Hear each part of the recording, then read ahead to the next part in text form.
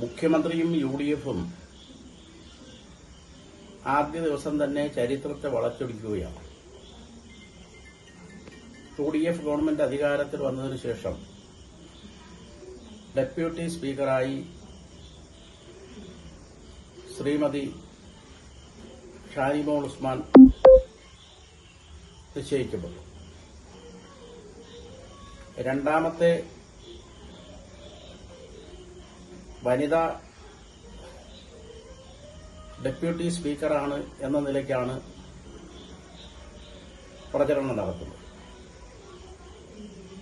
56 November മാസം 1-ാം തീയതി ഐക്യഭേദപ്രതിക്ക് ശേഷം 57 ജൂലൈ 4-ാം തീയതി ഇഎംഎസിന്റെ നേതൃത്വത്തിൽ അധികാരത്തിൽ വന്ന 1-ാം ഇഎംഎസ് ഗവൺമെന്റിൽ കൊല്ലം ജില്ലയിൽ കൃഷ്ണപുരം മണ്ഡലത്തിൽ നിന്ന് തെരഞ്ഞെടുക്കപ്പെട്ടിരുന്ന കെ.ഒ. ഐഷാബായി ആയിരുന്നു ഡെപ്യൂട്ടി സ്പീക്കർ.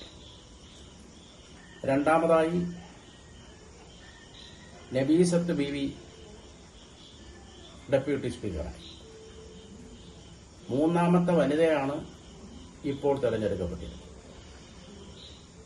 ചരിത്ര യാഥാർത്ഥ്യങ്ങൾ മറച്ചുപിടിക്കുന്ന നടപടി ചരിത്ര നിഷേധമാണ്.